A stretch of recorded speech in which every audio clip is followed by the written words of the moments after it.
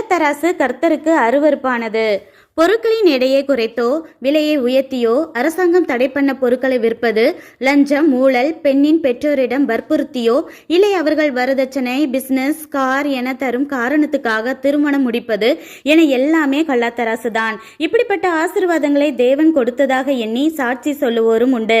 இப்படித்தான் ஆபிரகாம் தன் மனைவி சாராளை பார்வோன் ஆசைப்பட்டு கூட்டி போக லஞ்சமாக ஆடு, மாடு, கழுதை, வேலைக்காரர்கள் என கொடுத்தான். அப்படி லஞ்சமாக கிடைத்த ஆகாரி மூலமாக கிடைத்த இஸ்மவேலினால் ஈசாக் பிறப்பு தள்ளி போதல், தேவனின் கோபம், இஸ்மவேலினால் ஈசாக் பரியாசம் பண்ணப்படுதல் என பல தொல்லைகளுக்கு ஆபிரகாம் ஆளானார்.